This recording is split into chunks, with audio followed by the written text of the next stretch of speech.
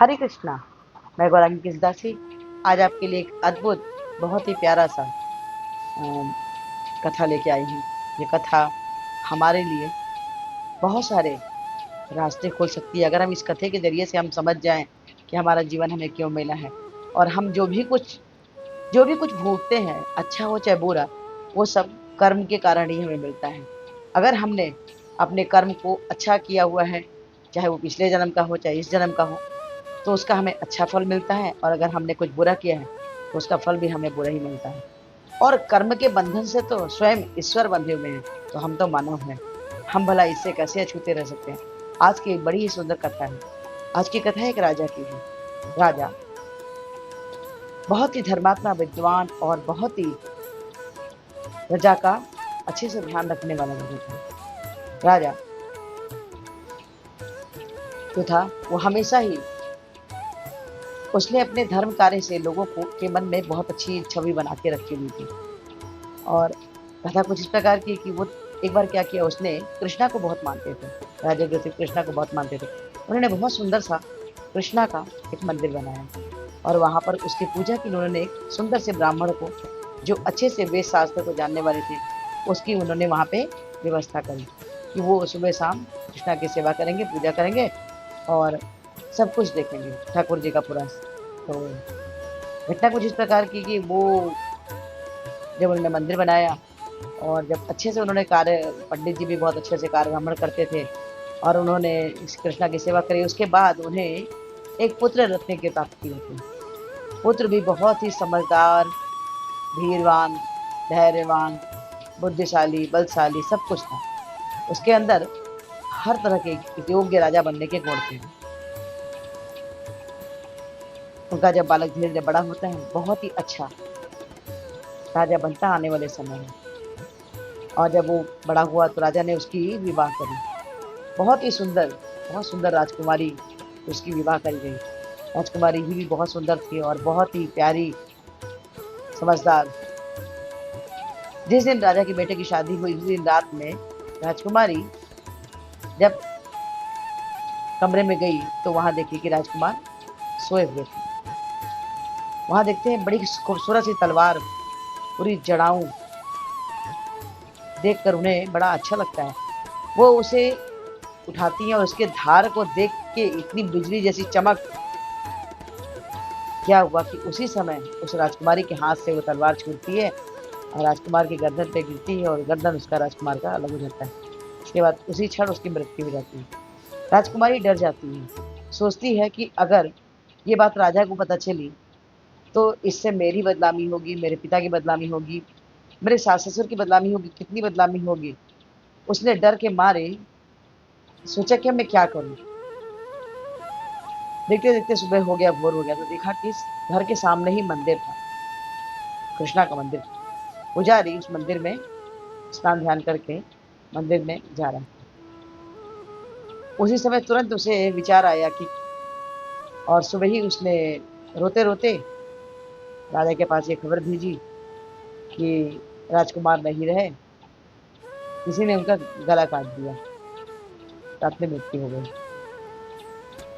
राजा सोचता है हमारे राज्य में सब राजकुमार को इतना प्यार करते थे, आखिर उसे मारा किसने। तो राजकुमारी ने बोला कि मुझे नहीं पता, लेकिन हाँ मैंने देखा कि तक सुबह सुबह भोर में ही कोई मंदिर में जा रहा था, राजमहल से निकलकर मंदिर में जाया गया तो देखा ब्राह्मण वहां खड़े थे, पूजा कर रहे थे। ब्राह्मण की बिना बात को सुने ही राजा ने ब्राह्मण को अपने पास बुलाया।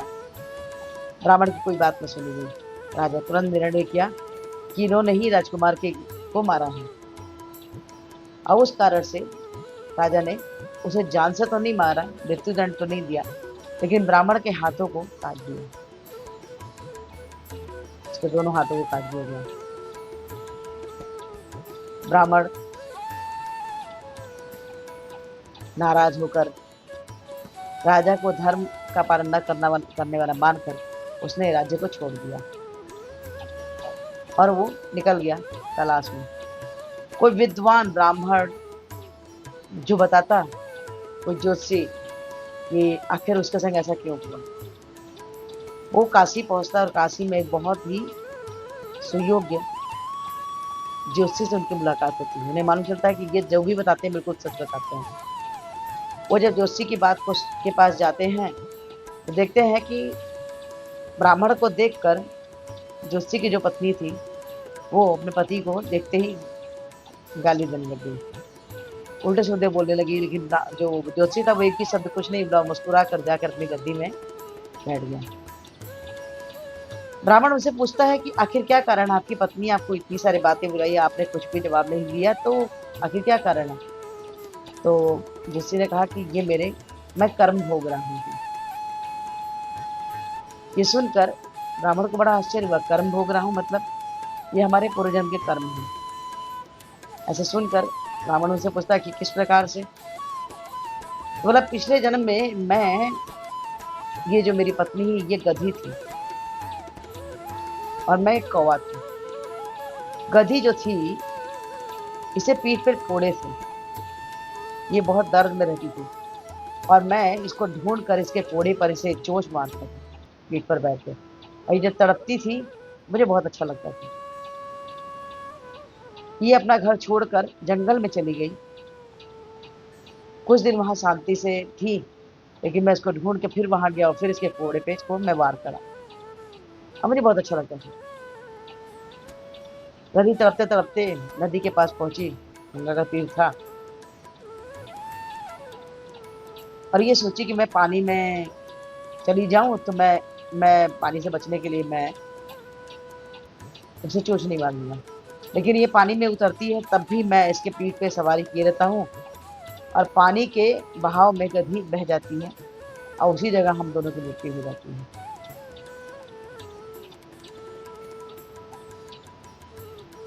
तो कर्म इस प्रकार का रहा कि मृत्यु के बाद ये मेरी पत्नी बनती है और मैं इसका पति। इसको चोंच के द्वारा मैं मारता था, इसलिए मुझे गाली देती है। अब मैं इन चीज़ों को जानता हूँ तो मैं भोग रहा हूँ। अगर मैं भोगूंगा नहीं, अगर मैं इसके बदले से मैं उल्टा सीधा बोलूंगा तो मुझे फिर अगला जन्म लेना पड़ेगा भोगने के लिए। ये मेरा कर्म है जो मैं भोग रहा हूँ, मैं इसको भोग रहा हूँ। तो ब्राह्मण ने बोला कि ठीक है, आपने बोला आपने कर्म किया, पर बताइए मेरा क्या कर्म था?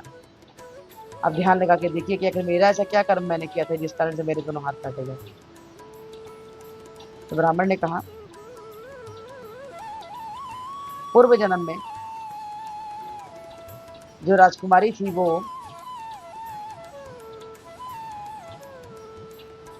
एक गाय रहती है, राजकुमारी गाय रहती है, एक कसाई रहता है जो वो राजकुमार रहता है, और एक ब्राह्मण रहता है जो आप रहते हैं। कसाई गाय की तलाश में दौड़ता रहता है उसे मारने के लिए। आपसे पूछता है कसाई कि आपने गाय को देखा है? तो आप सोचे कि अगर मैं कुछ मुंह से बोलूंगा तो दोष लगेगा, और आपने हाथ से इशारा कर दिया कि गाय उस तरफ गई है। कसाई जाता है और अपने कटारी से उसे गाय को मार देता है, और जब मारता है तो उसके बाद वो जहाँ उसको मारता है वहां पे नदी रहती है, गंगा नदी रहती है, और वो वहां पर गाय मरती है, और उसके मांस को बेचने के बाद ये उसके हड्डी को वहां पे डालने जाता है। तो उसके बाद ये जो ब्राह्मण है खुद बोलता है कि आपने हाथ से बताया था और इस कसाई ने उसे मारा था। आपने हाथ से बताया था, इस कारण से वो हाथ आपका राजा ने काटा। राजकुमार जो था उसने उस गाय को मारा था। वो गाय जो थी ये राजकन्या बनी थी, जो एक दिन के लिए राजकुमार से उसकी मुलाकात थी, और उसके हाथ से तलवार गिर के उसके गर्दन कटी। ये कर्म ही था, और आपके हाथ इसलिए काटे गए क्योंकि आपने भी उस गाय को रास्ता बताया था कि उस तरफ गई है। अपने गलत कर्म से हम कभी भी बच नहीं सकते। कुछ भी अगर बुरा होता है तो ये मान के चलिए कि आपके पूर्व जन्म के कर्म थे जिस कारण से आप इस जन्म में भोग रहे हैं। अगर इस जन्म में आपने न भोगा फिर अगला जन्म मिलेगा। बहुत सारे लोगों को जीवन में बहुत कष्ट होते हैं, प्रभु से लोग शिकायत करते हैं, लेकिन इसमें कृष्णा की कोई गलती नहीं है। गलती आपके कर्म की है। आप गलती करेंगे, उसका फल तो मिलेगा। लेकिन अगर आप अच्छे से अच्छा कर्म करते हैं, नाम जपते हैं, तो कृष्ण हमारे बोलते हैं कि मैं समस्त पापों का नाश कर देता हूँ, जो भी कोई मेरा शरण लेता है। आपसे जो भी गलतियाँ हुई हैं, उसे आप अपने आप को कृष्ण को समर्पित करके अपनी सारी गलतियों को धो सकते हैं। कृष्णा बोलते हैं, मैं समस्त पापों से मुक्त कर दूँगा। तो कृष्णा का नाम लीजिए और समस्त पापों से मुक्त हो जाइए। इस जीवन में आपने जो मनुष्य जन्म पाया है, इससे मुक्त होना है, तो हरि नाम, हरि कीर्तन, हरि भजन कीजिए। ये छोटी सी कथा आपको कैसी लगी? अगर अच्छी लगी तो लाइक कीजिए, शेयर कीजिए, सब्सक्राइब कीजिए और इस वीडियो को थोड़ी विनम्र प्रार्थना है कि हमारे पूरे देश राष्ट्र बाद में हरे कृष्ण नाम जपने बोले थे, किस प्रकार से है, हरे कृष्ण कृष्ण कृष्ण हरे हरे, हरे राम राम राम हरे। तो हरे कृष्ण महान जपिए और कृष्णा के सबसे प्रिय बच्चे हैं। हरे कृष्णा, राधे राधे।